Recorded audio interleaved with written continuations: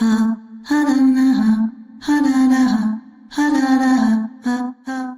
of the time I start laughing, right? Because it's like, you get enough distance and it's like, God, why was I so pissed off about that? I wonder if simultaneously feeling the love of a billion people for a property would kind of super like, why did I hate Jar Jar so much? He's not a bad guy. Star Wars is an interesting one.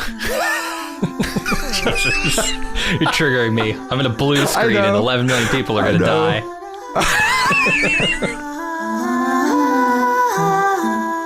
Welcome to Pluribus, and the officially unofficial podcast for Pluribus on Apple TV Plus. I'm Jim. I'm Aaron. And today we're back for season 1, episode 4, Please Carol. And specifically, I'm back. I hear you guys had a good conversation last week, you and Pete. Yeah. Inspired a shitload of feedback, I'll say. So that's good.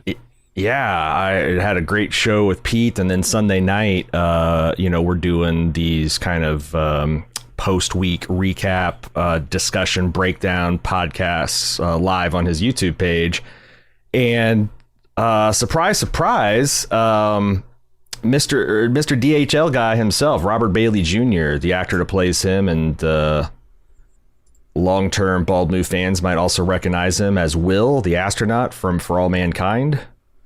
Sure. And he was just really a lovely person. And I want to talk about, before we get into this episode, one thing I noticed, I don't know if you noticed, because again, you were on vacation last week. I assume you saw episode 3. What was your opinion of the way DHL guy acted as the hive mind as compared to like Zosha, who's the other one we've had a lot of experience with? I felt it was quite similar. Why? Would you notice some differences? Would you suspect that they had been coached to like have similar mannerisms or similar ways of phrasing things? Or, I mean, obviously they got a script. That, yeah. Mm-hmm. That didn't happen. No? We asked Robert very often and pointedly, and he's like, no. In fact, the director and the showrunner and the writer on set encouraged him to kind of like, he's like, we're kind of figuring out all this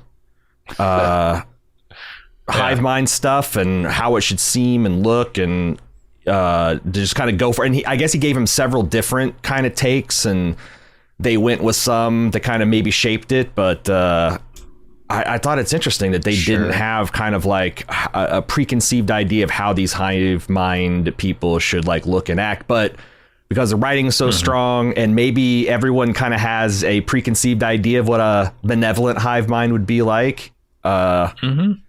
I thought that was super interesting.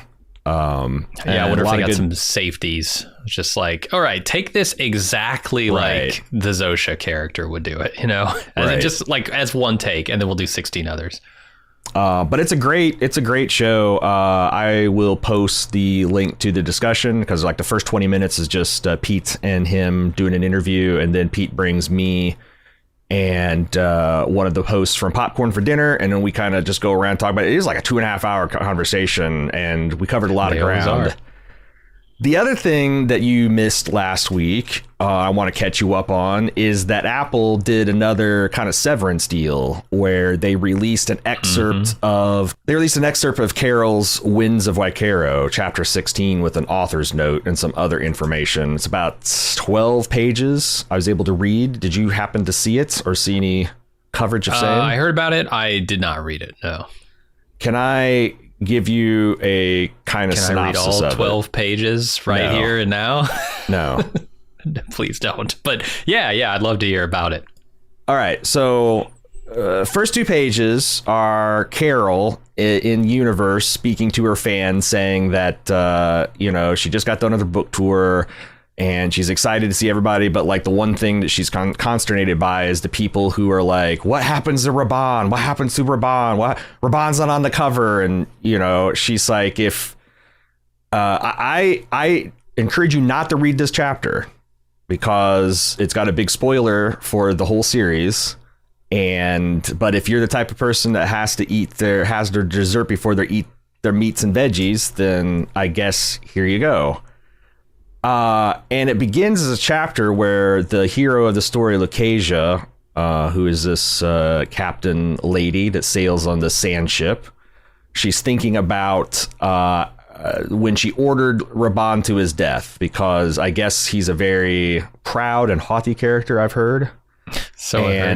He was insolent in dealing with her and obeying some of her commands, or disrespectful, and put her in a position where to maintain the discipline she has over her crew, she couldn't favor her lover, so she made him walk to plank, and then he gave her the coat, and then he walked a plank. And throughout this whole book, apparently she's been pining for him and dreading the fact that her position in life made her make that choice.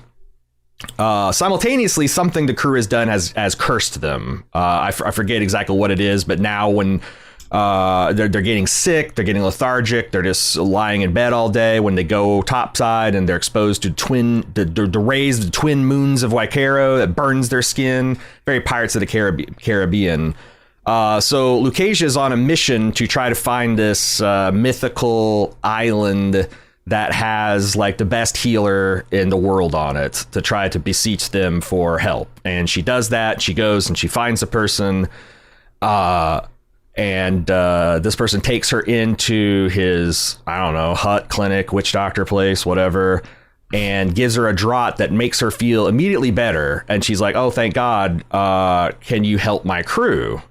And he's like, I can't, because I already have a patient who's in a touch and go state right now, and kind of gestures this dark alcove. And the guy says so, his patient says something, and Lucasia recognizes it as Raban. Actually, yeah, he says to Lucasia, I used to have a coat just like that. And she turns around and she thinks it's Raban, and it is Raban. And she's overcome with joy that he's still alive somehow, and this and that and the other. And when she goes and addresses him by name and like with familiarity and all that, he says, I'm sorry, madame, but we've never met before. I had some ideas right off the jump about how this could fit in with the story, because I kind of talked about this with Pete on Sunday night, but my thesis after reading this is the Carol in the editor's notes is essentially Vince Gilligan, and he's saying these are spoilers for the end, at least of this season, and be careful about reading them. And then this says something about a person who's lost their lover, who wants to get them back, who fears it's gone, the sees they're gone. And it turns out that they're not, but they're not also not there. Mm-hmm. Anything? Yeah, I mean, there's a little bit of that tied into this episode. She's sort of probing into Helen as a person and her, right, intimate secrets that she had from Carol. And I could see that, like, gaining some part of her back, but it not being the same because it's now intermingled in a larger consciousness. But if it has some like greater fulfillment in the season, I can't see it yet. I don't think it's going to be literally Helen, because that is a little too one-to-one. And I'm expecting this is a little bit more thematic, but Raban is literally Zoja on the show. Mm-hmm. She looks like her, dresses like her, designed to appeal to Carol. It looks like Carol is getting close to her. I think that she's going to successfully at least break Zoja from the hive mind, but to think about it, like if Zoja gets broken from the hive mind, she will no longer be Zoja as Carol knows her, right? It'll be a completely different person who doesn't speak her language.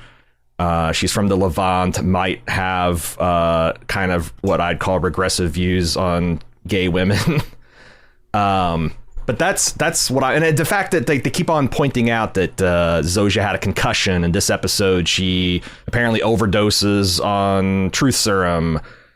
I do think that they're kind of pointing towards that. What do you think? You think that's a possible season 1 climax?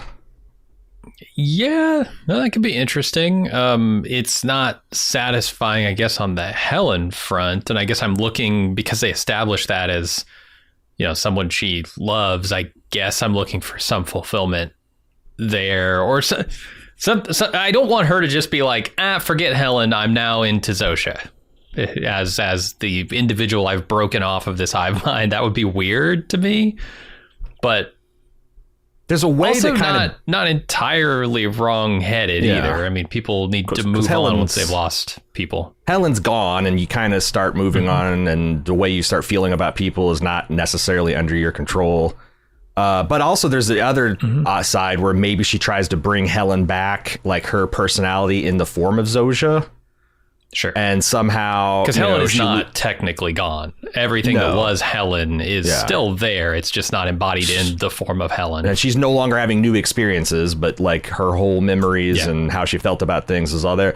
So like you could reconstitute that in another body and separate her. But then that, I guess, add the added layer of tragedy that obviously disconnected from the hive mind, Zosha's body wouldn't have any special insights into Helen. And then Zosha would also just be Zosha, a woman from the Middle East, no longer the person that she's developed this relationship. Potentially. I think that they're definitely going to the one where she's trying to imprint Helen onto Zosha, or some other person is a little bit darker. But the idea of, thinking someone's gone and then getting them back. I also wanted to read the foreword of the book.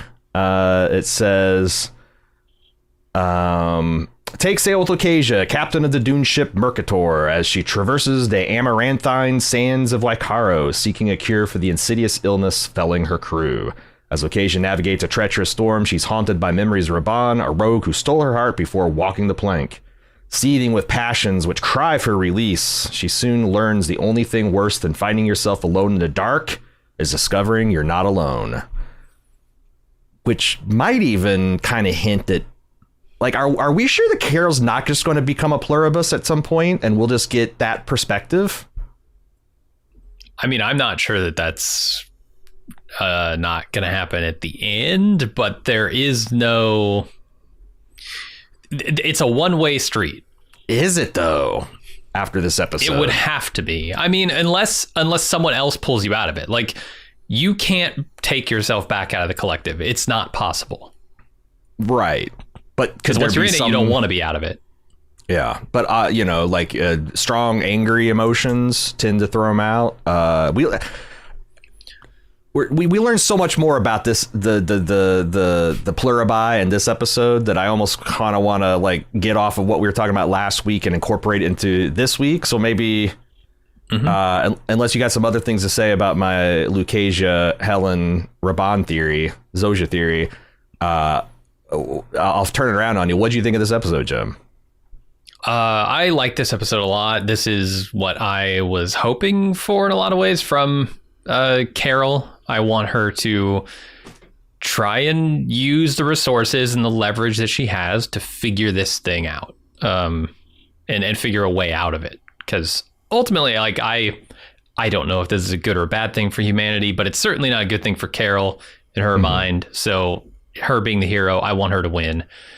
Right. And it's just fascinating. It's just a scenario that has so many possibilities and so many intriguing corners to peer into and say, well, what does this mean? What would this be like? And the show seems to want to eagerly do that stuff, but not so much that it's willing to sacrifice the intrigue and the narrative for the sake of it. I think they're doing a lot of great work there, and they're feeding you just as much as they want to feed you. That's the thing. Keep you strung along and knowing that they'll go to the places you want them to go, but you just need to give it a little time. And you're going to have a lot of fun along the way. Yeah, that's the thing. I was kind of shocked because, we have done this podcast for the first several weeks siloed up, like the thing came out. We gave our first off the cuff impression. When I joined Pete's group and I saw his chat and kind of the things that jumped out at me were, number one, there's a sizable part of the fan base. I don't think it's a majority, but it's a strong minority, maybe a third of them, that just hates Carol. Thinks she's a bitch, thinks she's unreasonable, thinks she's incurious, thinks she's this, that, and the other. And I'm like, I don't know that that's fair, because this is a woman who, I mean, this is a person who, obviously had kind of a fragile hold on their mental health and well-being, especially at certain points of their time, came from a lot of trauma. And then they lose their best friend, their lover, their mate, their business partner, their whole world. And the person who murdered it is this hive mind, murdered their wife is the hive mind. I can see not like, you know, like maybe as a Vulcan brain, you would sit there and be like, oh, I must gather all the intelligence I could. But like as a Carol, she's just like, well, you just murdered I don't want to talk to you. I don't want to do anything with you people. Sure. No, this is a alien invasion. I mean, this is. Yeah. Right. I don't begrudge any of her actions at this point. And the other thing that this might afflict up or over half of the fan base, again, if Pete's chat is a representative size, is there's some people that just will not deal with the idea that this hive mind could be like a beneficial thing or could maintain people's individualities. Because like most of it's like, oh, they're just lying about everything. The person that was Helen is gone, and the person with Zosha is gone, and it's never coming back, and you know that they're just been subsumed and they're bulldozing everyone's opinions, and everybody's cool with you know, the environment and I'm like, man, because I definitely can inhabit that headspace of this being a hostile takeover, of course, and it being hell and people just being, you know, like it's like you're like some kind of zombie experiments where you are still there and screaming to get out, but you're being overridden. But like, I feel like the people that have that or the real strongly about it cannot conceive of the other way, where it's like, what if, you know, like I was trying to think, it's like, what is a non-religious, non-political example when I was talking to Pete? And I'm like, a flat earther, you know, like a dyed-in-the-wool flat earther thinks NASA is faking everything, thinks the whole world's in on some kind of elite conspiracy, blah, blah, blah. If you get that person to telepathically communicate with the world's foremost scholars and scientists and astronauts, and they could sense, like as much as they can sense that they themselves are telling the truth, that this is a true thing, and no one's trying to trick them. I feel like a lot of issues that we fight about would be just resolved. And for sure. That and not in like a total like, oh, it's got to be our way or the highway or it's just like everyone gets together like, oh yeah, we just all come to an agreement of like, yeah, that's the right way to go about things. And that's just really hard for people to grok with. Again, I mean, yeah, there are certainly things that you would give up in that kind of scenario. Sure. But there are things that you would gain. And I think like, yes, Carol needs to wipe away the list of the things she knows about, or take a picture of it and then erase that board and then start writing a pros and cons list about becoming part of the Pluribus, because there are things on both sides of that equation, for sure. Yeah. And you're giving away like privacy and individual, at least privacy. Let's say you're definitely giving away privacy, but there's so many other things you gain that seem to be. And there's also some dark sides I haven't seen people consider, like of the billion people that died, how many people died from, you know, falling off their bicycles, hitting their head in the middle of trauma surgery, and their doctor strokes out and they die, in airplanes, obviously. There's also talk of like bloodshed. And, you know, I've seen a lot of people point out that it's kind of suspicious the way the agriculture secretary said that a lot of the upper command of the United States is wiped out or is no longer there. Like, were they all flying or biking or having surgery, or was there some kind of armed conflict at the end of the hive mind? I don't think so. You don't think so? Like at an air base where they're launching aircraft and the military's trying to stop them or shooting? You don't think so? I mean, there would, like, until they're infected. But are you saying like some people were like trying to resist the infection? Well, we know the military found out, right? And they were trying to stop them. So yeah, for sure. And then the other is like, were there any people who were culled, like for the greater good? Like this person's, you know, we know there's a whole wing of people addicted to drugs are recovering and substances, but are there some people who had mental limitations or were, you know, not have the appropriate software to accept? And I like I said, there's imagine. I mean, based on the rules we've been told, that's an impossibility for them. They cannot harm these survivors, these people. Now I don't know if it applies just to these 12 or 13. Yeah, but like they literally can't. That's because they're not a threat to them, and that's why we got in a really interesting discussion about like,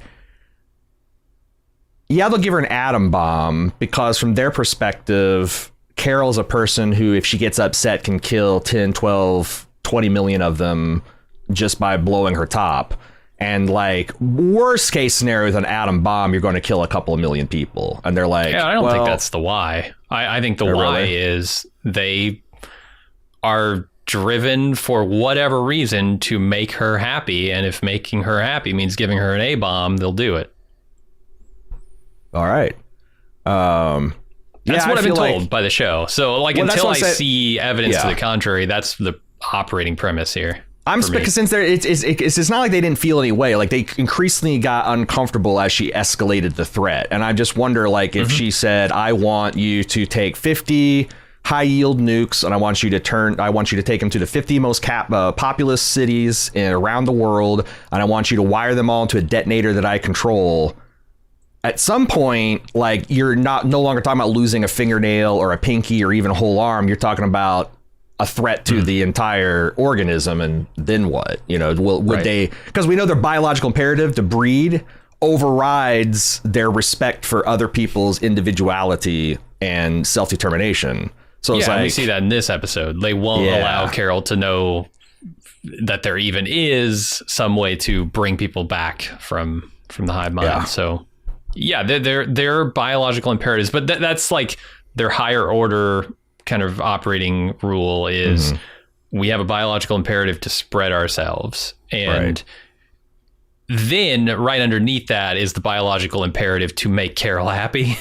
But I haven't seen any other imperatives for them yet. Yeah. And we don't know. And again, this is all speculation. Is like, is that keeping her happy because they don't want her to be mad? Or is it keeping her happy because that's just, they really don't want suffering, and suffer, like her fear and anguish over being converted is not good, but it serves the greater good of connecting Carol to them. Yeah, that's the other imperative is it's not their want for happiness doesn't just limit itself to Carol. It's everything, every entity, every person, every animal. Yeah, all of it. I keep thinking I'm going back to like when they said that so you guys would rather be vegetarians, and she said that would be our preference, saying that like there's even like, you know, Carol Wright can't hurt a fly. I don't know if that's true. I think they can't hurt a fly for no reason or for their own pleasure, maybe. But if that fly, I don't know, was a threat to the hive mind or somehow, maybe. But yeah, they probably would probably kill a fly to save themselves. No, I thought this was a great episode, too, for as much as, because like when I'm first watching it, I'm like, my mind is racing. Like, oh, my God, they're telling us so much.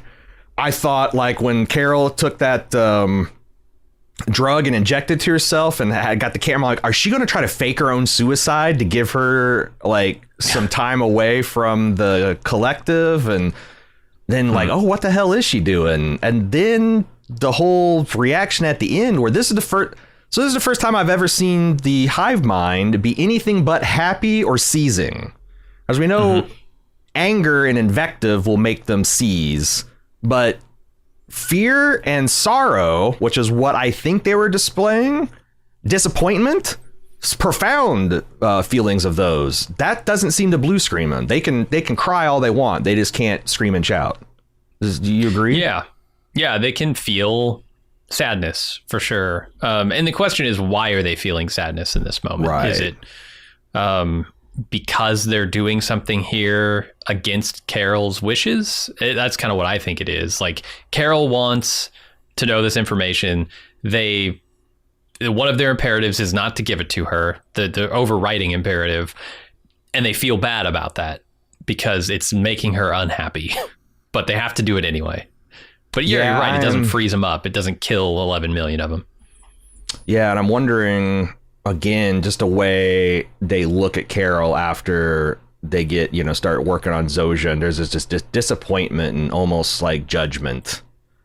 I do wonder if this is going to mark a sea change in how the hive mind treats unjoined people. Like, they weren't worried about them being a threat, but now that Carol's gone right to this and would kidnap one of them, drug them, they do all the things that she's saying that she vowed, like, they're like, oh shit, we should, because that's the thing I was thinking of, like, oh man, I almost maybe we should just get into depth, because like I want to say, it's like, was Carol too hasty? You know, because there's like, she's got an unknown amount of time to figure something out before they Borgify her. So it's like, you can't just sit back and get all the information in an act, because they might do an end run around you. But the other hand, like, if this leads to them hardening their target, you know, like making strict rules about like, hey, no one can ever be alone with her again. We can't ever, you know, like we got to treat her like a, I don't know, predator.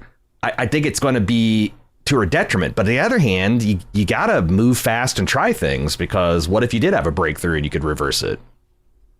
Yeah. No, it's interesting. I do wonder what the relationship between Carol and the hive mind is going to be going forward. How much that will evolve, what they can respond to, and what they're willing to respond to. Right.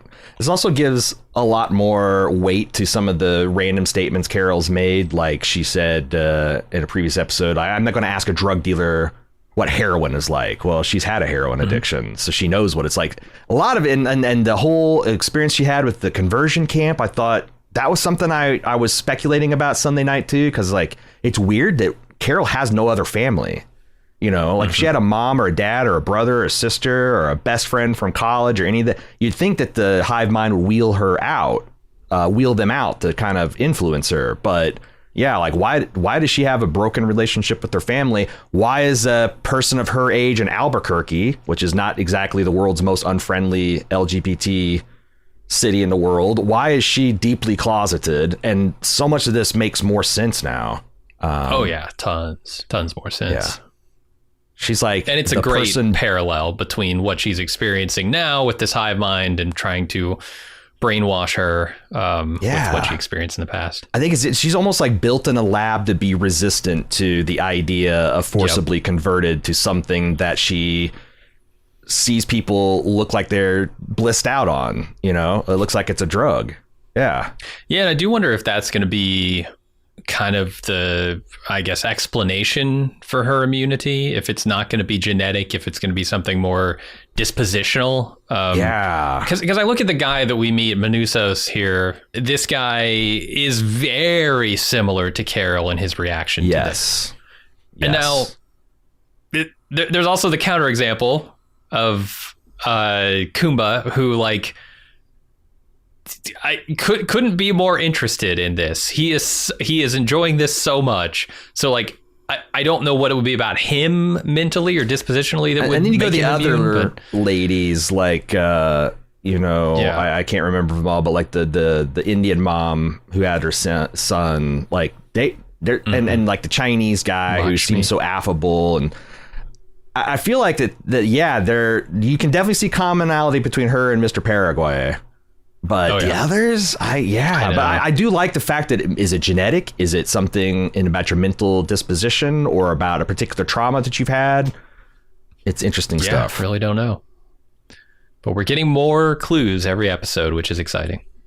Yeah, we've managed to talk about this episode for 30 minutes without actually talking about this episode. Shall we get there?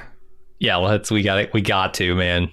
Reminder this Sunday night. Are you going on Pete's show this week? No, I won't be back for at least a couple weeks. Okay, I'll be back on for episode 5, but I know I'll probably jump in the chat and see how things are going this weekend. But yeah, Pete is hosting a live watch for everybody, or not a live watch, a live chat for everybody each Sunday night, 9 p.m. Eastern. Check it out. We'll have a link to his channel there, and it's really easy to find his upcoming. And you can also watch the discussion from last week. You can see the interview that he had with DHL guy, all kinds of stuff.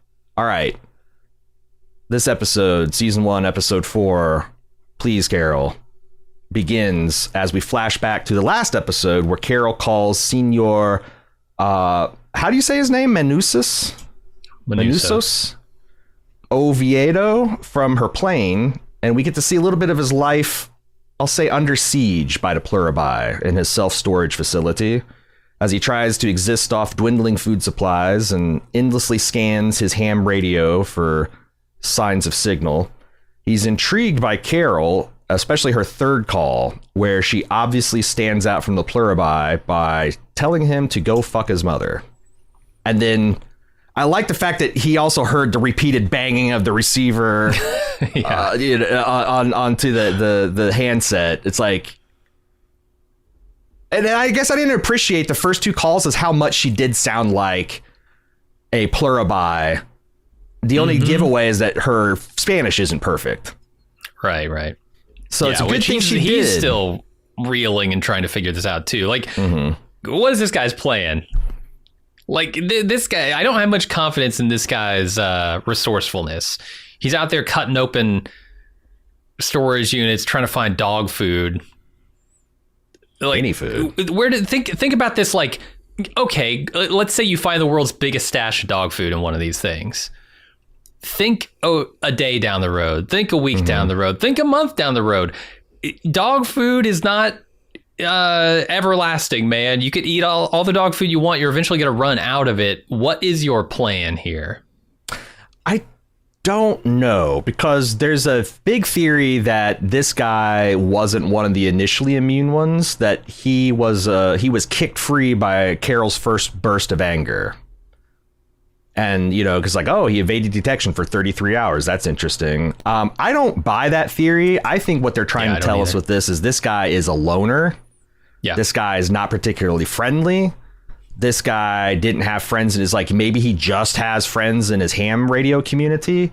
And I think he's had less contact than even Carol, you know, because he's barricaded himself in here and threatening them and all that. So, like, I don't think he knows the whole world's fallen. He might think, oh, shit, it might just be my country, or maybe I don't know how it spreads. But I guess he's because what did you get from his ham radio searching? What did you get out of that? There are a few possibilities here.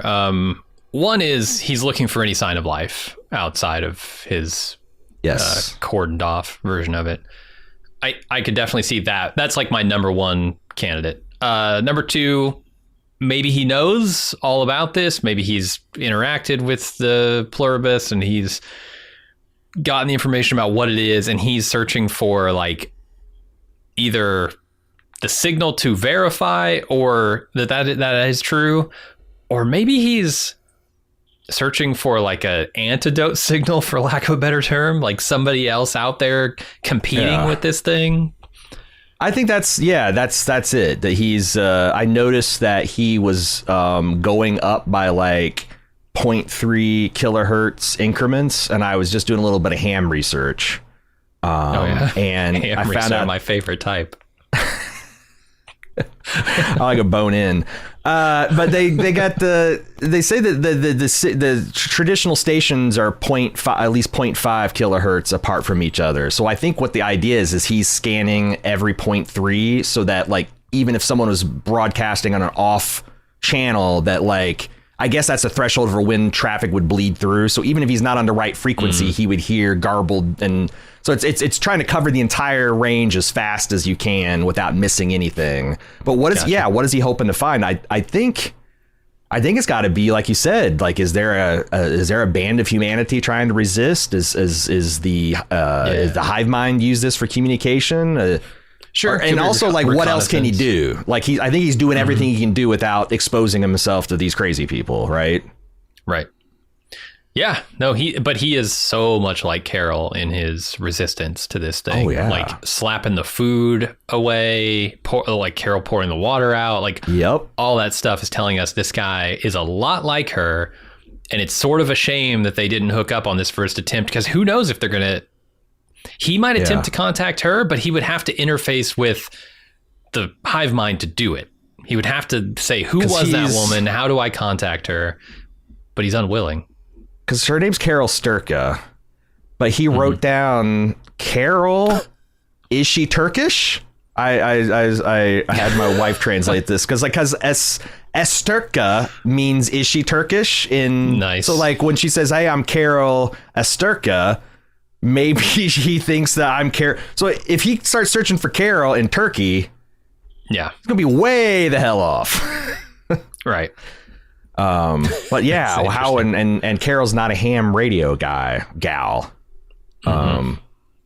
So I also love the way, because again, this is another stop and smell the roses. This is a long scene to kind of tell us how lonely and isolated and desperate this guy is, because he's so desperate. He'll lick a days old tuna can lid that has flies swirling around it before he'll go out and what looks like delicious, fresh made Mexican, Spanish, Mesoamerican food with a shot of tequila on the side, like in favor of packets of sugar, non-dairy creamer, 3 cans of dog food, and I don't know what kind of fucking juice packet he was eating, but yeah, I don't know. Maybe he's a vampire. Maybe that was blood. The other thing it tells us about him, that he's doing this instead of taking the food from the Pluribus.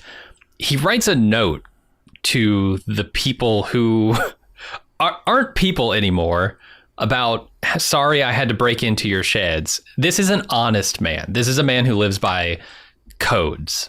Yes. And takes those codes very seriously. This is a last ditch, desperate act for him. And he feels sorry that he had to invade their privacy. Yeah, I wonder, because I'm wondering, because I thought the same evidence points to him also earnestly believing that this is going to blow over, or it might that just too. Be, because like, why would you write hoping. A note if you knew, or hoping like, but it's also got big, when Lloyd and what's his face from Dumb and Dumber, when they were spending all the kidnapping money and they were filling a suitcase with IOUs. It has big that in, like, do you really believe this dude, or is this a way for you to square the circle of your morality and be like, well, I'm keeping track? But I love that they answered the question, because I'm thinking like, okay, so there's a lot of things you can get in a storage shed. Food has got to be one of the least frequently stored in storage sheds that you could get. Yes. Like usually when you park stuff in a storage shed, it's going to be there for months or years. So like, yeah, I didn't. And then it turns out, no, he just found a bunch of bullshit and dog food. I'm like, yeah, that's about right. That's about right. Yeah. I think he searched every shed, or was this just all he had the energy for that night? No, I think he did like, it's hard to say, because there's a montage, right? So, but my understanding is, he probably opened some fraction of them, got enough that he decided this is enough calories for today. I'd say he spent more calories finding that food than he got from the food he found. Because like digging through storage sheds is no easy job, man. Yeah. People put heavy shit in there. They stack it to the ceiling. It's like Tetrised in there. Right. It's a whole thing. So I saw that in a can, I just looked it up. Can of wet dog food on average has 250 to 400 calories. If we go on the high side of that, I think 3 cans of dog food would set this. This guy doesn't look particularly tall, particularly beefy. I think that set him up for a day or two. Yeah. But on the other hand, he doesn't have a lot of fat to lose either. He's like, that's true. That's true. Yeah. Like I'm drought and famine resistant. Yeah. God knows how many months I could go without eating. Just give me water and vitamins and I'll be fine. But Jim, I don't know. You're down to. You're one of those guys that's going to die in 2 or 3 weeks after not having food. You're getting so fit now. I'm slowly raising my body fat. I'm in a bulking cycle, so I'll be okay as long as it hits at the peak of my bulk. You cultivate mass. It's a good time in the winter. Uncertain economic situation. We might get taken over by a hive mind. It's a good idea. Anyway, is there anything else we're missing here? So we're going to leave him. I was kind of surprised he didn't show back up at in the episode, but we're going to leave Mr. Paraguay here, just being intrigued by this Carol from Turkey. Now we go back to, I guess, our present, which right now is about 7.5 days after the joining. Carol walks out of the hospital that Zosha is recovering at and boosts a cop car to drive home, where she finds a small gathering of Pluribus fixing up her house after it was damaged by the grenade explosion. She goes inside where she lists everything she knows about them. Then she decides to test a point she's unsure of, their weirdly honest manner, by recruiting a volunteer from the group outside. So we could talk about everything up until she takes the dude in the hot bicycle pants and interviews him. Why does she get in this just really horrible car?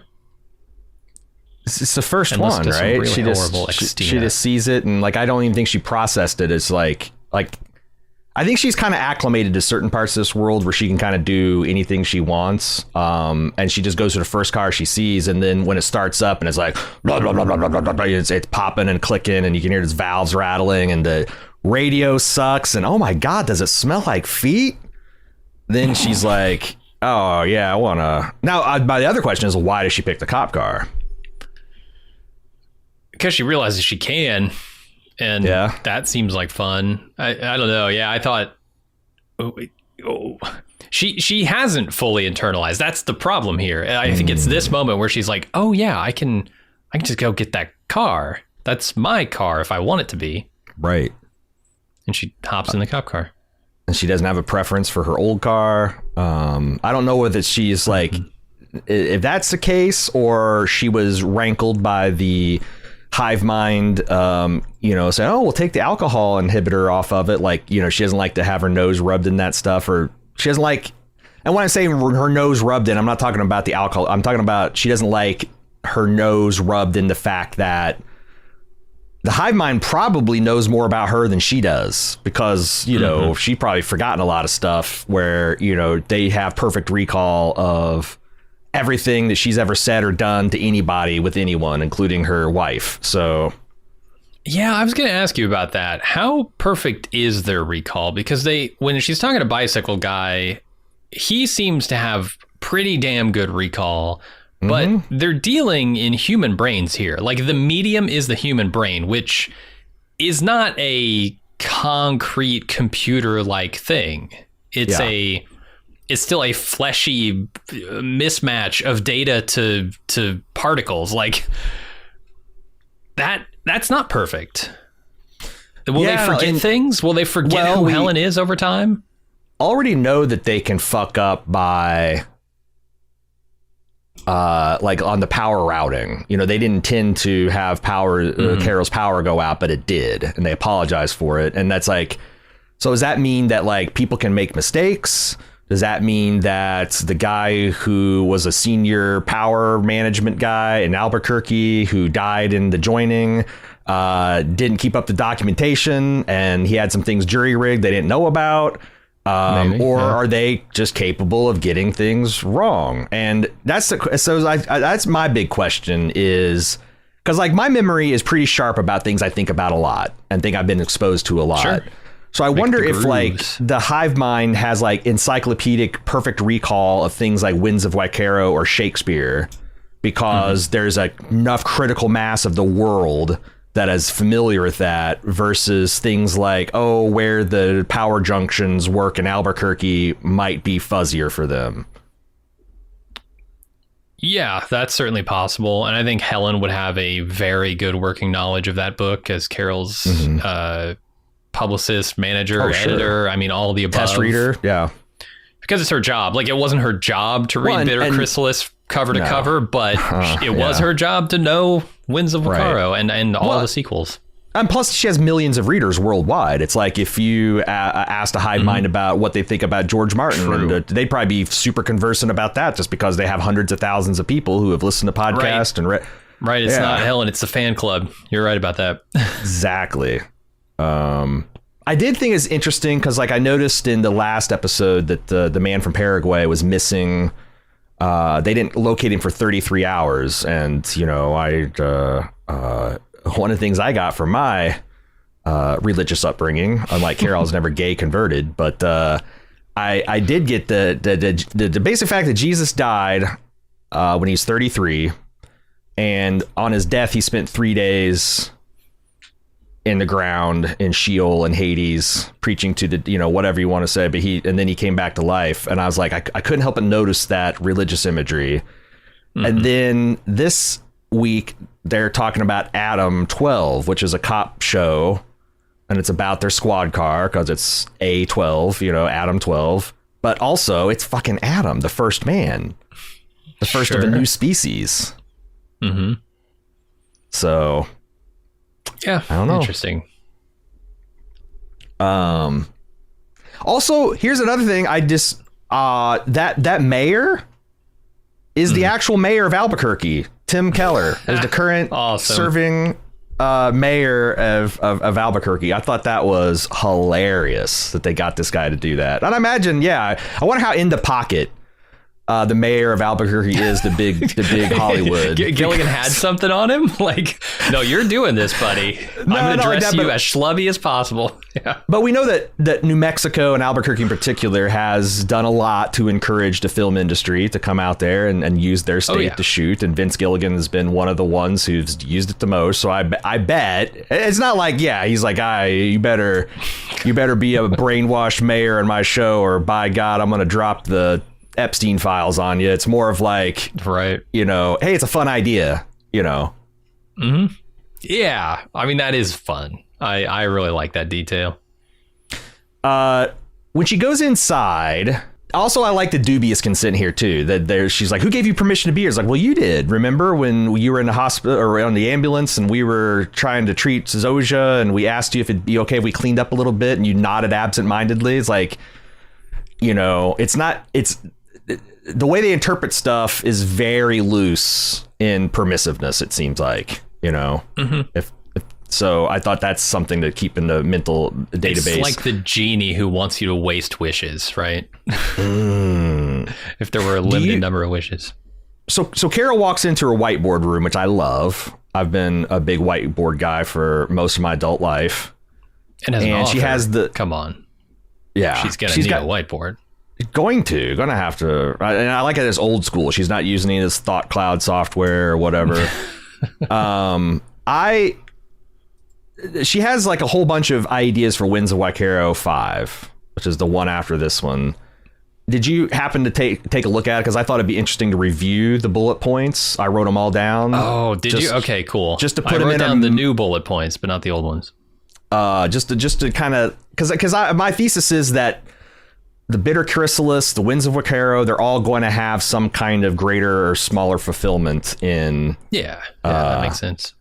But anyway, here's the bullets that she has for the main ideas. She's like, killer sand flea men. And then Raban dies again, ? This time for real, ? Ask Val, which I think is their agent. Okay. Lucasia disguised as pirate equals Shakespeare reference. She's really proud of that. And I guess this, she seems like she is using the Shakespeare play Twelfth Night as the loose inspiration for this chapter. And that involves people dressing up and playing pretend and doing, it's an elaborate comedic farce, like a lot of his, Midsummer Night Dream and, what is the other one? Much Ado About Nothing. It sounds very similar to that.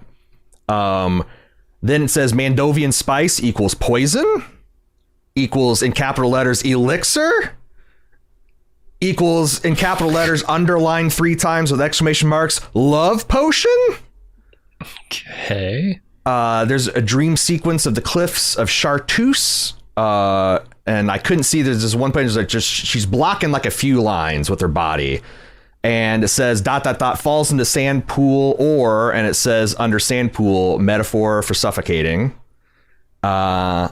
Luke, which I assume is Lucasia, wins temporal compass from Captain Virgil in a battle of wits. I'm guessing there's going to be one of those. Like maybe we've already seen it. Carol trying to outsmart them in a verbal word game. Or even one of the other people who are immune. The other one is bring back Gallendaler. I don't know the exact pronunciation or spelling of this because I was blowing it up and it's very small, but it's got ... And then I could see shapeshifter. and then kind of ... because she's blocking stuff with her head and her hands, and it says kidnaps the first mate this time, and then seeks revenge. And our research to-dos, she has to watch a doc on skin mites, parasites, and she's done that. So she's got that knowledge fresh in her mind. Review Helen's reader feedback.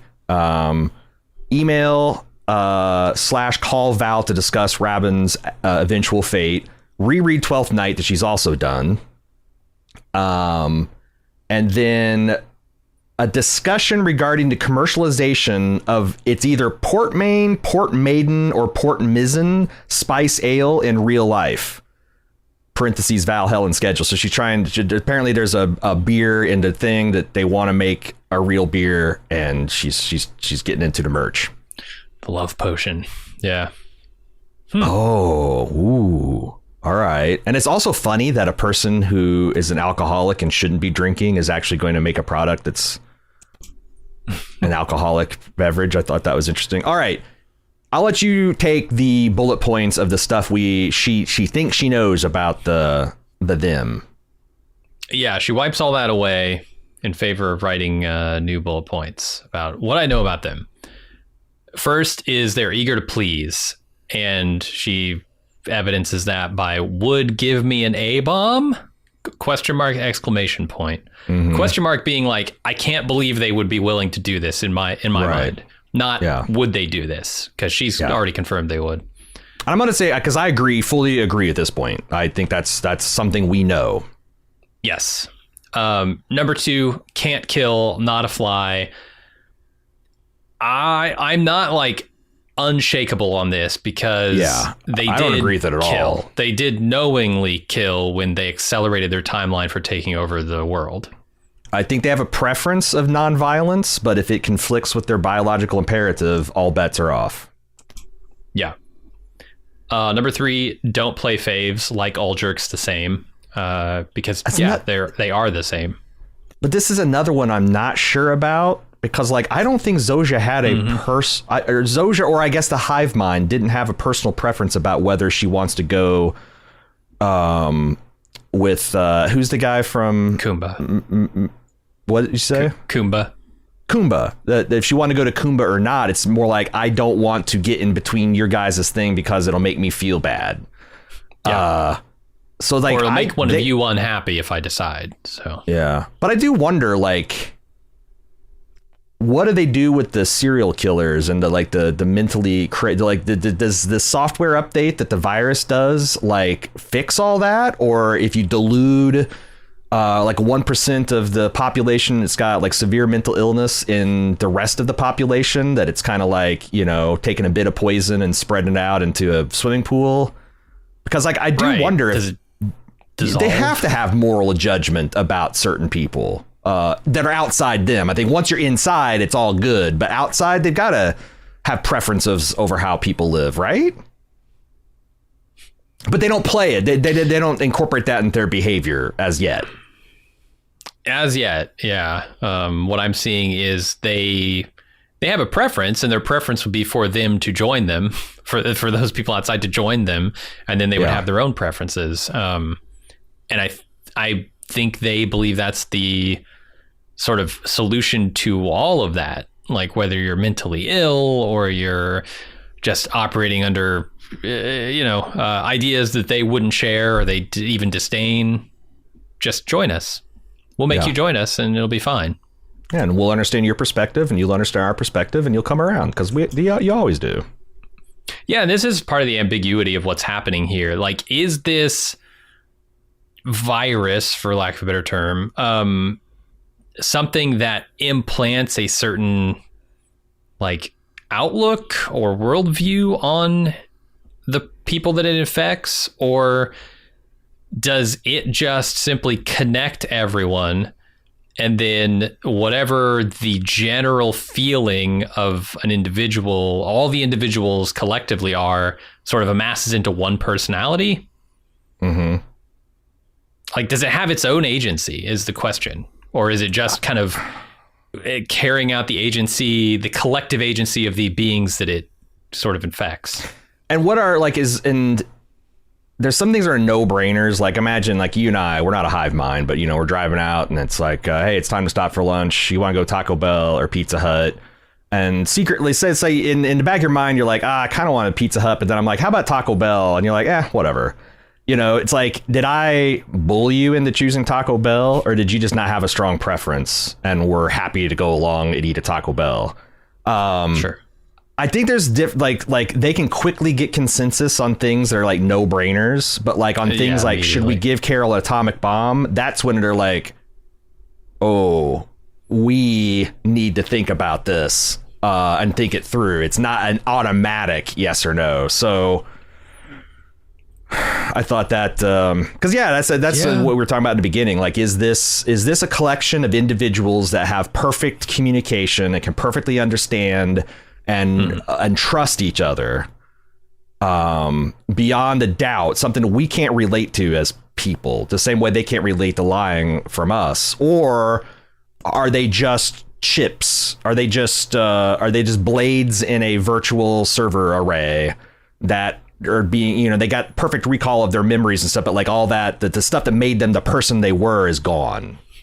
Yeah. You know? Do they all have the same software, which is now a collection of all the software we had individually, but is sort of, because the way there's a way to like, because I think people, it's like, oh, well, maybe every brain has every information. I think what happens is like everyone is still their own self with their brains, but now they can communicate to other brains.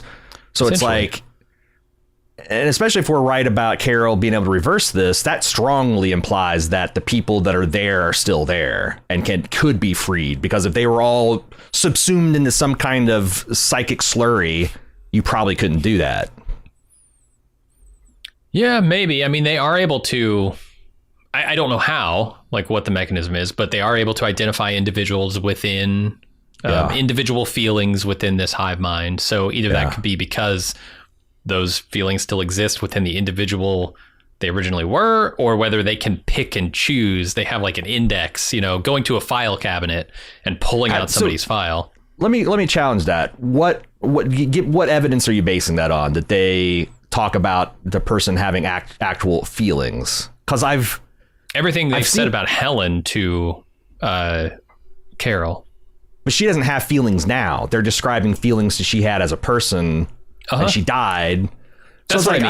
I'm not saying she's evolving new feelings. I'm saying those feelings that she had, everything she remembers and is in there somehow.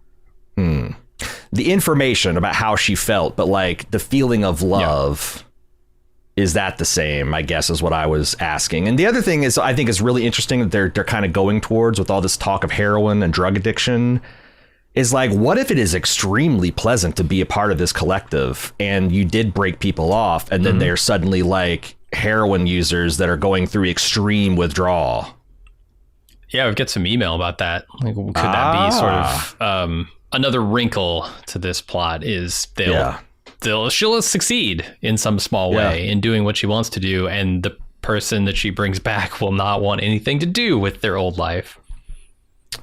What are bullet points? I forget where we left off. Point number 4, trying to change me. That is definitively true. 100%. Number 5, weirdly honest. Can't lie? ? And before this is all over, it's going to be can't lie, period. She's going to determine that's true. Which isn't the same as saying you can't withhold information, which is going to be the crux of what we're all going to be arguing about over the next 7 days, if I were to guess. Next few years, probably. Carol singles out for her volunteer a tall, bespectacled biking enthusiast, name of Larry. She asks him what they think of her books, and you know what? They love them. Everything about them. When challenged for details, they provide copious amounts and say they love it as much as the finest works of Shakespeare because they view the work and Carol through the lens of her fans that adore her. Things get uncomfortable and she asks what Helen thought of her book, even her unpublished work, Bitter Chrysalis. After she finds Helen thought her work mediocre but harmless, she dismisses Larry and confirms their seeming inability to lie. Go ahead. As someone who creates content that has its fans or its detractors, this is maybe the most interesting part of what we were just talking about. With the collective consciousness, what part manifests here? Because they talk about her fan club and how much adoration that group of people had for her and her books. But that there was a group out there that hated just as strongly every single word she wrote, and her as a person, and were very loud about it. And they are now also part of this hive mind. So how is it that what they're manifesting here is simply the positive version of that? Is that something that comes with the virus where they just discard all negativity? I don't think so. Is it because there are more people who adored her work than hated it? Do you like the prequels, Jim? Star Wars prequels? I do not. How much do you dislike them? Enough that I have only seen the second two twice, and I only saw the first one multiple times because I was a fool. We could elaborate on that, but we won't. We won't. We were in our own little hive mind. Well, were we trying to make Star Wars beat the Titanic or something? I can't remember what we were having. That was part of it. Yeah, so we saw it a bunch of times. Anyway, do you believe there's people that love the prequels? Unironically, not in a sense like... So, like, if you were in a hive mind and your old crotchety man in Star Wars ass starts bitching in the hive mind about the prequels, and like 100 million people that saw this between the age of 5 and 10 said, no, you're wrong, and this is why we love it. And you could see it through their eyes. Like, go back as a child and watch these things with their eyes. And could you hold the fact that, like, you know what, this is shit? I would turn it back on them and I would say, feel the way that I feel for a moment. Feel the anger, the hate. But feel it, let it this flow is my through second you, thing. And then come around to my position. Because I've talked to some of my colleagues on the podcasting world. I won't name names, but like one thing we're famous for is when we don't like something, we don't like it, and we talk about it publicly, and we name names and scorch earth. And I ask a person, it's like, when the show that we were mutually covering was going through a rough patch, I'm like, because obviously you get a ton of shit anytime you're covering a show and then you kind of turn on it, right? Because this is a fan podcast, and now we're season 3 into Walking Dead, and we're like, what the fuck is this shit? Walking Dead, all right. They said, Westworld, I just always focus on the things I did like, and I wonder, like, with a species that is biologically incapable of processing rage and anger. Could they just, like, that's like the ultimate it's not like they're not aware of the flaws. Like, they're aware that Helen thinks as meh. It's a coping mechanism. It's like love is love just stronger than hate as an emotion? It's just going to always win out. Like, that's what we tell ourselves, right? Question. Is that what humanity believes? Is that what the writers believe? Is that a setup to subvert later? Is it? Yeah, no, I mean, all very good questions. It could be that, like, because these thoughts hurt them and cause them to seize up, it's a coping mechanism to only ever be positive, because if they were negative, even internally, that would just kill them, like literally kill them. Or I wonder if they don't even process it. Like, it's a color blindness. Like, that negative opinion is just like the way that I can't see ultraviolet light. There's flowers out there with all kinds of vivid ultraviolet, but I don't see anything about it. But I wonder if animals it's that can, Yeah, so. I wonder if it's a Westworld. This doesn't look like anything to me. Like, what? It's like, or you just like. There's a couple. Like, here's a perfect example. There's been times I've been white hot angry about something, and I get 20, 30 years, and I start telling the thing about how I got all worked up and I'm all pissed. And most of the time I start laughing, right? Because it's like, you get enough distance and it's like, God, why was I so pissed off about that? I wonder if simultaneously feeling the love of a billion people for a property would kind of super like, why did I hate Jar Jar so much? Yeah. He's not a Star bad Wars guy. Is an interesting one. You're triggering me. I'm in a blue screen and 11 million people are going to die. Oh, man. Advice for Pluribus, don't listen to our finale coverage of Game of Thrones season 8. It might be enough to wipe y'all out. All right. I don't want to commit genocide even if it means saving the human race. But it's interesting too, I guess, for Carol to be presented with this unadulterated love for her work, which she hates. Is she going to eventually understand that work has meaning through interactions like this, where she can have a real conversation with someone who has those feelings, but is not like so fanned out that they can't even see straight? I don't know. Because here's the one thing I was going to hit you with. I looked up this first quartet from 1597 of Romeo and Juliet. It's a real thing. Because like I imagine like, you know, there's this whole body of work where you study William Shakespeare and like what were the original writings, what were the revisions, this is considered a particularly bad example because while it was written down in his lifetime, it was from the actor's memories of what the lines were, and it actually diverges quite a bit from the Shakespeare. And people are like, and like a lot of like critics are like, well, this like, whether you like it or not, it's not Shakespeare, so we're going to And I just think it's interesting that even though this is seen by critics as being a bad example of Romeo and Juliet, a worse example, that they're like, oh, you must read it. Like that they do find the good in everything, even shitty remembered versions of Shakespeare. I mean, what is the term? Historically, anthropologically, I like the idea of that stuff existing, though. Yeah, I wouldn't consider it, you know, part of the canonical works, but like, it's still fascinating that it exists, and I could have an interest and an excitement and an affection for it in that regard. Yeah. But the fact that like they just processed this through like they mentioned this one fan who's going to commit suicide. And she turned her life around because Waikaro gave her something to live for. And that might seem silly, but like I can think of examples of stupid stuff that has pulled me out of depressions. Oh, yeah. And I'm like, OK, like if you're a being that values life, like that must be magic to them that you can just from your own creativity write something to move. So it's like I feel like that's also inseparable of the effect it has on people, you know. Like I would like for them just to see what they think about a really awful work like is it The Wasp Nest that Ian Banks wrote about the serial killer child. Like there's a bunch of really disturbing literature. 120 Days in Sodom. Isn't that Marquise de Sade? Like, what do you think about this? Because she's just asking about the heights of romance and, you know, like these kind of like harmless things. I would like to see what they really. What do you think about Mein Kampf? What do you think about the writing of Mein Kampf?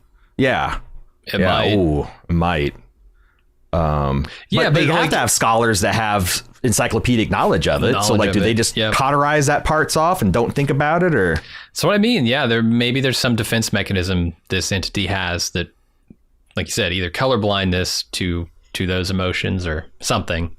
But I think Carol being presented with this information is interesting because it's truth. It's not like it's so easy for her to dismiss somebody who comes up to her at a book signing and clearly is just over the moon to meet her, saying, oh, your book changed my life. It saved me. I was like, she probably dismisses that shit twice a day, you know, every time she does a signing. But now she's being confronted with the fact that it is actually true and that those feelings were real, not just something someone was saying to inflate her ego. I think, I don't know if they're going to go down this road with changing her opinion of her own work and her own value. And maybe that will help with some of the problems she has about being so angry. But it is interesting, the difference in the information depending on the source of it. Yeah. But the whole idea of experiencing through many eyes, many hearts, I thought was interesting. And I think that Helen got more than she bargained for, because I thought that she would assume that Helen didn't think much of the winds of Waikaro, because she doesn't. But I think she was genuinely hurt that the Bitter Chrysalis was a meh, not a fine, good or just okay, but like, eh. And she hasn't even read it. She hasn't even read 2/3 of it. And I see now why she compared it to Finnegan's Wake, you know, that why this conversation made her think of Finnegan's Wake. Because oh my God, because she's comparing it to that. Read that. Yeah. And then that's interesting because like if Carol thought of that, it's like, well, she's dismissing Finnegan's Wake, one of the classics of modern English literature. Mm-hmm. Maybe my book is really good and it's just too good it's just too highbrow for her. Yeah, I don't know. Especially since obviously Helen, well, I don't know, obviously, but I guess that Helen had a much different path to becoming a woman, understanding that she loves other women than Carol did, you know? Yeah, seems like it. And Bitter Chrysalis, I'm betting, is a lot about that. And to the extent that she can't relate to it, maybe it's interesting. I did like this guy is such a wild scene partner because he's so funny looking, and apologize to this guy, but he's like tall, he's got a funny face, he's got these big glasses, and he's got, crucially, this skin tight biking outfit that he's wearing the whole thing. He's just, I like the choices they're making in her scene partners because they're just so entertaining or fun to look at or whatever. Yeah, Billigan loves a good character. Oh yeah, more than anything, just a person with character, not just like I've created an interesting character. Oh, you remember the types that he rounded up for his like meth selling montages? Like the people are going up at the laundromat to buy off a jet. Like, man, we always wonder, like, you put out a call for all freaks in Albuquerque, like, who signs up? Who says yes, I'm a freak? Have you ever spray painted "Keep Albuquerque Weird" on the side of a building? We want to talk to you. You know, like, come here, cattle call for all the non-traditional livers out there. All right. Are we ready to move on to the next scene? Carol next heads back to the hospital where she asks some questions she wants to run by Zosha. She laser focuses in on what she really wants to know. Is there a way to undo this? This question causes Zosha to clam up and say she can't be helpful around those types of questions. Zosha and Carol spar over whether the Pluribi are more like people happy for the first time being their authentic selves, or whether they're like the gay conversion camp counselors she was afflicted by in her past. Zosha responds with, "We know what it's like to be you, but you can't know what it's like to be us." Good point. True enough. However, there's an easy rebuttal for that. There's a way back to being Carol. There is no way back if she joins you. You know, she can't just sample that. Here's the thing I think we're going to be fighting for over a while is because Carol takes this as ironclad evidence that it can be undone. And I noticed that that's not what Zosha said. Zosha did not confirm or deny. And as a person who's been on this side of a conversation where it's like, look, I just can't say, you know, for whatever reason. And a person across from me says like, well, then I must think, it's like, well, okay. I don't know why you would say that. And I don't know why you jump to the conclusion that if it wasn't available, you'd have to tell me. But if it is, because like, what if they're like, well, we don't want to give you any hints at all because that's information. Like, or what if we don't, what if it's not possible now, but it will be possible in the future? We got to come. I think she was just being cagey. And that's also interesting that when she's being drugged at the end and Carol's saying, you said that there was, and she's like, no, like, I don't know that she was saying I can't talk about that, but she might be like, no, you misunderstood. Let's make the case for either side. This being a yes. I mean, I think that I could see Carol's line of reasoning here. Like the fact that you won't give me this information means that there is a way for me to undo it and you just don't want me to know. I could also see if the answer is actually no, that they're just trying not to upset her. That this is something that has destroyed humanity for all existence. It's gone. And they just don't want to tell her that because it would make her very angry. So it's conflicting with their like prime directives. Like it's also, it's interfering with their reproduction, which is a big touchy thing. And also it's a line of inquiry that might piss her off. So that implies that not only could they kill to do their agenda, that Carol's not even right about them not being able to lie, that they can lie strategically. Or at least, like you said, leave some information out. Refuse to give information.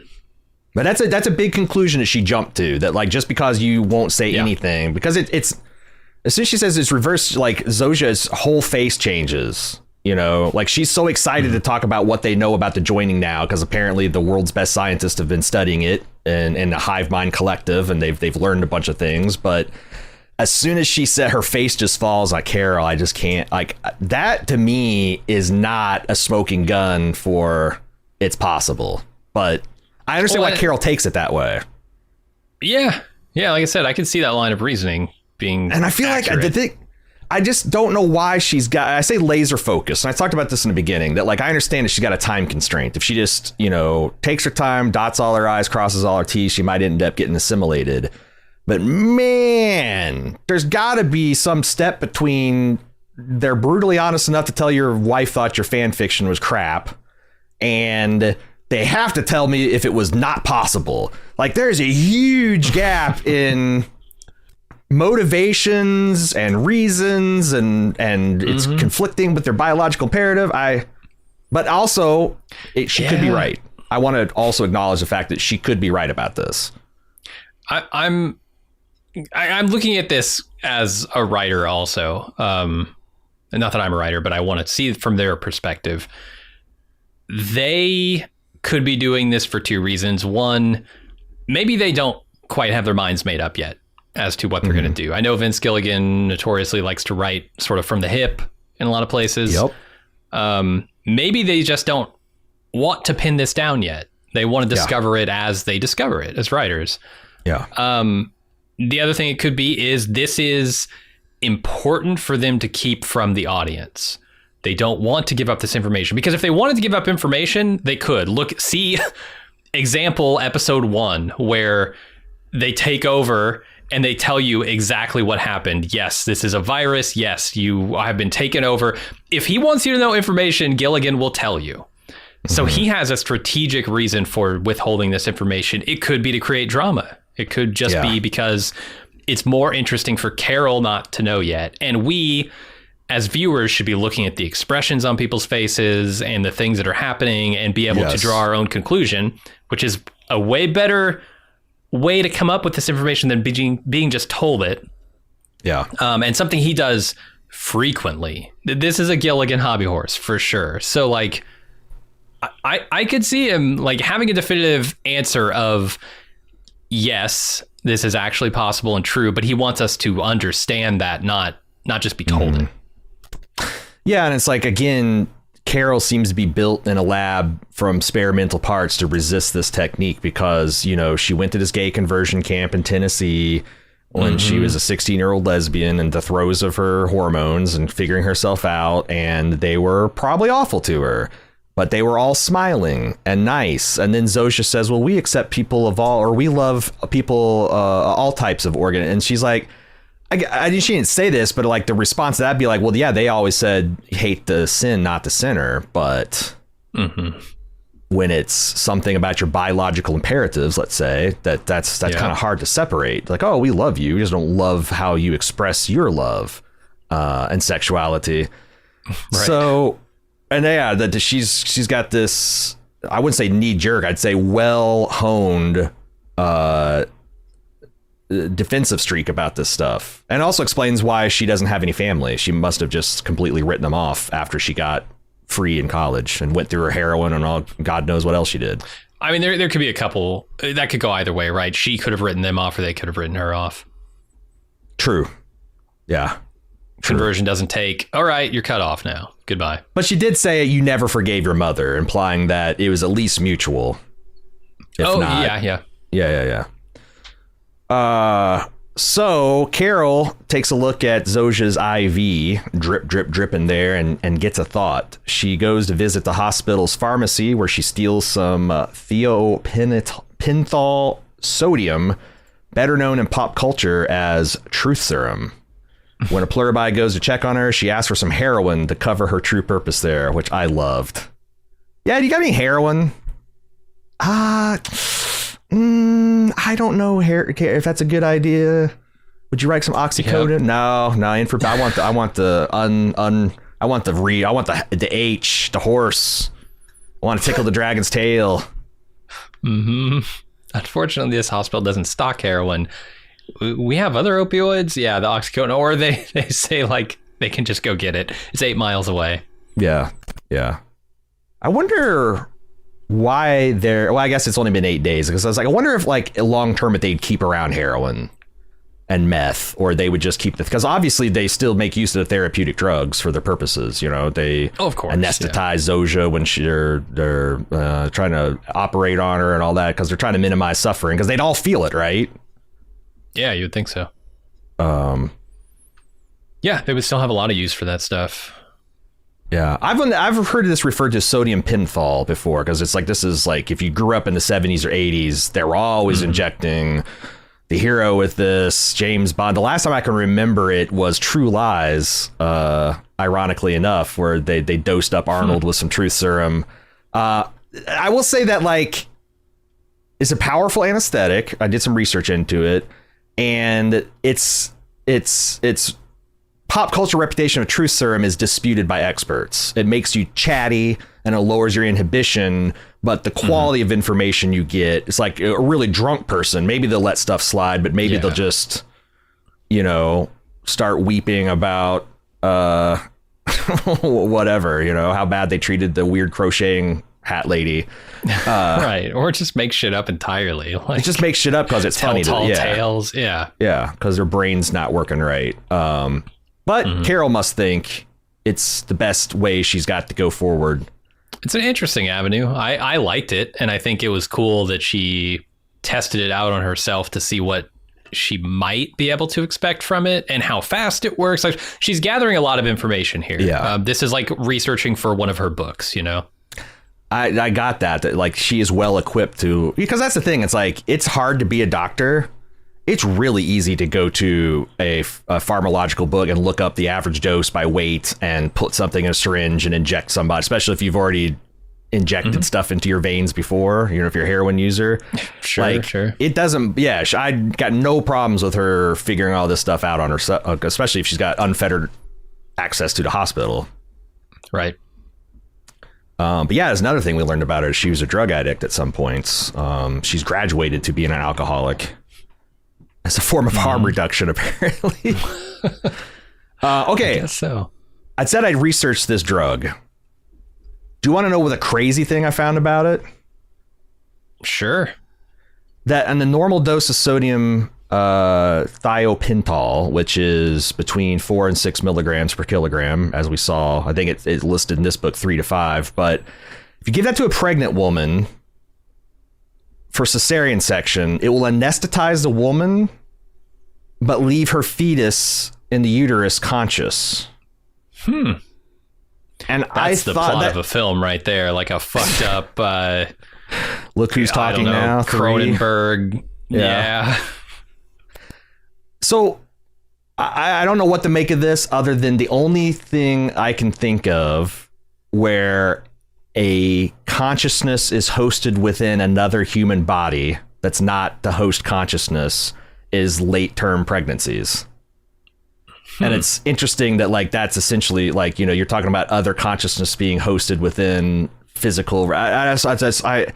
Is that interesting? Is that, and that you could, so in this case, would Zosha's real personality be more analogous to the fetus or to the maternal person? Because I'm thinking that, like, what if you can drug the mother, the pluribus, and get actually to the person? Is that a way that you can do that? Ooh, I don't know, man. Maybe. Yeah. I mean, she tries it, right? It's like, I don't know what would have happened if that interaction had gone on longer. Like, that's what's so great about the end of this episode is I think she might be onto something here. And I feel like that's evidenced by the fact that they all rush in to stop it. And we just don't get to see the rest of it. Yeah. And we'll talk about that because I'm not sure you do too, some thoughts about what we saw. Yeah. But also the other thing is the psychiatrists use this to desensitize patients with phobias and PTSD. You know, like it lowers your threshold of reactivity. So I wonder if Carol experimented that is going to somehow soften her towards the Pluribus? Pluribus, or at least have her work through her childhood trauma about that. I don't know. It's I read it on Wikipedia, so now you know it too. Nice. So I did some math. Like if you assuming that Carol and Zosha are about 110, 120 pounds, that a dose that's at the high end, which it seems like Carol was using kind of the low end, 3 to 5. She injected 3 milligrams. It'd be 270 milligrams you'd use for each dose, and she stole 2 bottles of full grams. So she could repeat this experiment 4 more times with someone roughly her size and metabolism. Right. But it's dangerous for Zosha for some reason. I don't know whether she's allergic to it or she was already on pain medicine from the surgery, and this was a lethal, I'm not exactly sure. Because this is the other thing is like, this is widely used. This was for many, many years the first shot they gave you in a lethal injection. And it's still like now that the other doses have gotten harder to get because, places are banning and stuff. It's like, I guess there's several states and some countries that use it as just a massive overdose of this, a single shot. It's one of the most common chemicals I understand used to put mammalian pets to sleep, euthanize mammals. So it's like the line between its therapeutic use and its deadliness is... Also like the Sid Vicious Chelsea Hotel reference. Hilarious. Where that's like, if you don't know, that's that hotel was infamous for creative types to go and do heroin in the late 70s. It started off as an artist colony, ended up with brothels and drug dealers and all, but and Sid, of course, Nancy died of an overdose. No, she died of a stomach. She got, I don't know. She got stabbed in the stomach. I don't know anything about it more than that. Well, I've never seen doing the heroin, and I guess Sid woke up the next morning and it had happened, and he's like, "Fuck, I guess I did it, but I don't remember any of it." But also, there's like drug dealers and criminals walking through the hall. People weren't locking their doors. So anyway, I was wondering because when I saw her filming herself, I went through a whole bunch of like, oh my God, she is staging a suicide. She is staging a heroin overdose and filming herself to see if because like my takeaway is the hive mind had to be worried for Carol's safety. Like, was she filming them just to see if one of them would show up and check on her? No, none of that. She just wanted to see what would happen. The effects to see if this would do what she wants to do to Zosha. Yeah. So after returning home, she quickly flushes the heroin that she got down the toilet like a true good fella, then sets herself up a camera on a tripod so she can film an experiment injecting the truth serum on herself. After she awakens and reviews the test footage, she is satisfied that this is the drug that suits her purposes. Then the SD card joins the heroin in the Albuquerque wastewater treatment plant. I think my favorite part of this is when she's got the crochet hat on, like the annoying crocheted hat lady. Yeah, she kept the hat. Is the thing that really sticks out to me is like she protests too much, right? She's these stupid crocheted hats, but she's still got one. I gotta say, I've been given a lot of, over the years, we've been doing this for 15 years. I've got an incredible collection of things that people have sent to me. Some of it goofier than others. Stupid shit. That people have some of it goofier than others, like I'll freely admit, but I could not throw it away. I'd have to get like an order of magnitude more of that before I'd be like, where am I gonna put all this stuff? It just feels wrong. So I wonder, and also I wonder if Helen would let her. Oh yeah, maybe not. This lady knitted this thing, you can't. Fine, and you keep it in your drawer. You wear it out. You wear it on tour. Right. I love that. I love the fact that she's doing this dramatic English accent reading of the Winds of Waikiro to like demonstrate that it's not that bad. She goes through I also love her whole and if you've done drugs, you've probably been here before, the whole like, this shit ain't working. She's like, she can start feeling her teeth on her lips and this stuff is just ineffective. And it's, and then the ride kicks in. And there's some really fun acting from Ray here. She had to have a ball doing this, right? Oh yeah. as an actor, being able to play this range where she's like, because like some of us affecting, like her weeping over Helen and saying, I miss you, I miss you, I miss you. And she fast forwarded and then she's doing, and I also like when she got catty at the end about Zosia and she's speaking and she kicks her leg in the air about how everything is just so sunshine and roses. Woo! Like she's a drunk party girl. It was really cute. But also, why she got to be so goddamn fuckable? Why she got to be so attractive people of the earth? Why you got to be so damn fuckable? Why are you doing this to us? Why are you just walking around as distracting? Everybody's so fuckable. My God.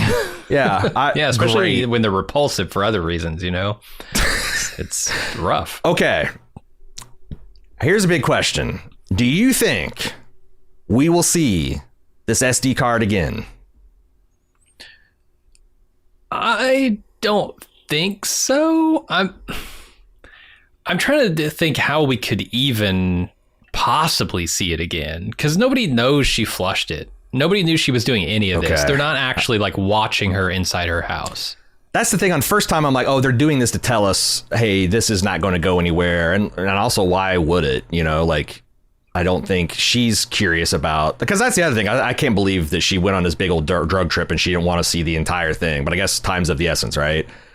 Sure. One thing I learned when we went through COVID is that public health officials monitor the water supply, and they could tell like what cities were going through what outbreaks based on the viral load in the sewer, but that also they can detect minute traces of you can trace roughly how much heroin is being done in the city or meth by picking up the traces and all that stuff. And this goes back to the hive mind being worried about her. I wonder if they would start monitoring the wastewater to be like, oh, you know, we're kind of worried. Is she taking the heroin? Is she going to do something with it? And then if they're doing that, what's the odds of them finding the chip? And then I don't know what they'd make of it. But I'm just saying, like, it'd be so easy for Vince in season 3, episode 1, the cold open being a guy fishing that thing out and then watching it being walked through the tunnels into a data center plugged into, I don't know where it would go, but I'm like, my point is, like, it would be so easy for Vince to be like, actually, this thing is coming back. Oh, yeah. I don't know if SD cards will survive being immersed in water. From my understanding of them, I think they would, but yeah, that's the thing. Like, people worry about electronics being gotten wet, but like, you can take a motherboard and wash it with water, put it in and let it dry thoroughly, and then just fire it back up, and it'll work. Like, there's nothing magic about it. It doesn't. If it doesn't have power running through it, it's not going to short circuit it. It's a short circuits. But yeah, I've and then if you can actually run a liquid cooled computer with distilled water, because it's not the water shorts it out, it's the ionic impurities that it carries. The Gatorade shit, the electrolytes, what plants crave. Yeah. Okay. Attractive people. Why you gotta be like that? Let's move on to Carol returning to the hospital armed with the truth serum and handcuffs from her loner cop car. She offers to take Zosia outside for some fresh air and secretly injects the serum into her IV line. The drug quickly takes effect, and Carol tries to interrogate the drug Zosia on how to reverse the joining. Zosia is clearly in distress and resisting when a horde of Pluribus surround them both and start chanting, "Please, Carol," as tears stream down their face. Eventually, Zosia goes into cardiac arrest from the drug, and the Pluribus intervene to save her, leaving Carol feeling so many feelings. I have one very large question at the end of this scene, but first I want to talk about how this is precisely what I was hoping would happen, or what I expected to happen, I guess, based on the rules that they've set up, is that they would immediately realize something is wrong here, potentially even exactly what she's trying to do, and spring into action, and everyone around would move to stop her. That's exactly what happened. And they're also constrained by the other rules, right? They can't physically grab her and pull her off of Zosia, but they can. Well, I don't know if they had to ask, right? Maybe they just. What do you mean? Because they ask, hey, may we intervene to save her? And then they cut her handcuffs off. But like, Would they really like it'd be an interesting test to be like, no, you can't. Would they let Zosha die? Would they let that part of themselves die? Like, what is the more strong thing, the respect for life or the respect for people's autonomy? Yeah, that goes like immediately to my big question at the end is, did they do this to Zosha? Is this a defense mechanism where they can like sort of psychosomatically cause a cardiac arrest in like their part of themselves? Because they can't kill, but you're not killing anything there. Right. You're just cutting out a part of yourself that is rotten at that point, that is betraying you. It's also, how does it interact with the statement last episode where Zosha, was drinking with Carol and she's like, so what? You drink and a kid in, Malaysia gets buzzed, and she's like, it doesn't work that way. Is there any insight we can glean by taking those two examples together? Like, because could they induce this in Zosha? Obviously they can detect 1 part in a billion of their minds slipping, they can detect that distress or confusion and wonder what's going on. It makes sense in the context of like drinking, that an individual would get buzzed, but the hive mind wouldn't, right? Like it's a physical effect of the body that it's in. But like this is interesting because, your heart running too fast can be caused by your emotional state. Sure. That like they could just give her an intense fear reaction. This could be the scariest thing in the world to them, to tell Carol this information. Because it would undeniably end the hive mind, which is an organism that thinks of itself as us, right? So right.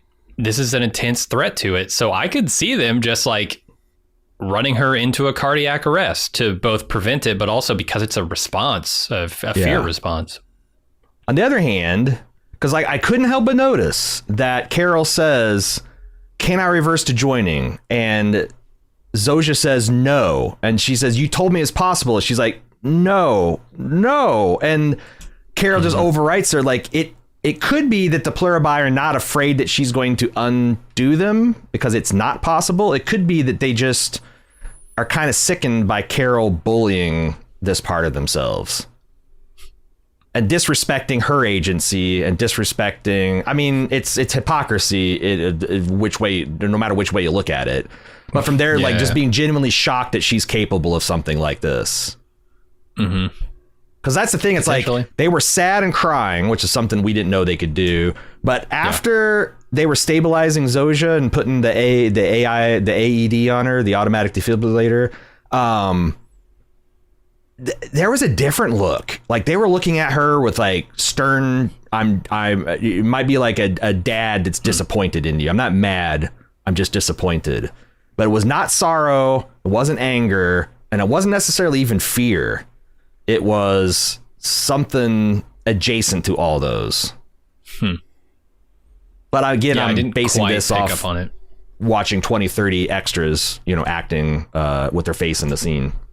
Sure. Oh yeah, the Freaks of Albuquerque, right? They did the casting call for the Freaks and said, "Come on in, make a face." This is normal. They want the most normal people in Albuquerque. Yeah. Turns out there are none. This was the only 30 normal people in Albuquerque. They couldn't find any others. They wanted a whole scene, make do. I think Carol is also, this is maybe genuinely frightening to her because this is the first time she's perceived them since the first night as an actual threat. They're like, oh my God, look at, like, scared. There is a flash mob of 100+ people and there's more streaming in. Like, even if I had a hand grenade, there's only so much you could do, like, to stop a mass of humanity like that. That's always going to, and that's what I'm saying. Is like, was it smart? Again, there's a balance between decisive action, maintaining the initiative, keeping the enemy on their toes, making them react to you, and not doing something goddamn stupid. Like going after the first opening you find into security and fucking it up because you didn't think it all through. And then now they're going to fix that hole in their security.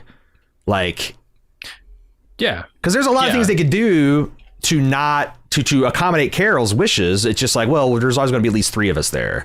And we always have to get the 360 degree view on, make sure she doesn't have drugs. And I hope they take some of these countermeasures, and then Carol tries to subvert that. Like, that's the interesting thing here, right? Yes. Like, how does that play out? If they send 3 people and Carol says, no, I just want to talk with Zosha alone, and they say, sorry, Carol, we can't do that. Is that what they do? Or do they say, damn, we had this plan to not let her be alone, but she asked and we got to make her happy. So, well, and so when I was watching what they're doing with the Paraguayan self-storage guy, I kept on thinking about like the videos I've seen of, like vets or animal shelters that take in like spicy kittens. Have you ever seen those where it's like this little fur ball? Spicy kitten. It's been out on the street alone and it's scared and they got it in this cage and it's just hissing and biting and it's being fierce. And, they put the food in the cage and it knocks it over but they just keep on like, okay, we're not going to get mad if you bite us or scratch us. We're just going to keep offering the food. Eventually you'll get hungry. You'll eat the food. When you eat the food, I might stroke your ear. And I kept on thinking like they're treating him like a spicy kitten. They're leaving the food right outside his cage and trying to. I wonder if that is how they would see it with Carol too. But like, well, it kind of is because they know that in a matter of time, they'll be able to convert her as well. Right. It's just a matter of time. But like, also like, as we say, it's not a kitten, we say that's a Bengal tiger, and it like mauls, like it takes your right arm off when it's being spicy. You might decide, you know what, there's only so much I'm willing to do to save this stray. Sure. And I'm wondering if Carol's going to flip that to where they're just going to be maybe antagonistic, or like, hey, this is it's a biological imperative to self-preserve us, and you have shown to be dangerous to us. You tried to kill one of us. That's what I mean. Like, I'm looking at this when I questioned, how does a species like this develop? And I can't remember if I did this on Pete's podcast or on ours. But how does a species that can't kill ever even come to be in the presence of any kind of predator, right? That might tell us, that line of thinking might tell us that, they're actually way more capable of defending themselves than they let on. Which I think is where you're going with that. Or it's like, I think about Picard with Q, where he's like, you're a barbaric, uncivilized species. And Picard's like, we used to be. We had the whole World War III and eugenics wars and all that. But like, look at us now.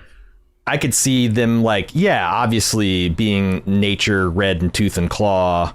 But then once they develop to hive mind, ascending beyond that and coming to a higher degree of morality, because like 5,000 years ago, let's like 50,000 years ago, you kill a guy. And it's like as long as their tribe didn't hunt you down to kill you back, you're good. And I don't think anyone even see it as wrong. Like maybe if you just did it for wanton cruelty, but if you like, someone pissed you off and you killed them, well, they should have spoke lightly when they're dealing with Grok over there. That's us. That was us. There is no biological difference between us and humans 50,000 years ago. The only thing is different is what we put in our wetware and our culture and our art and our literature.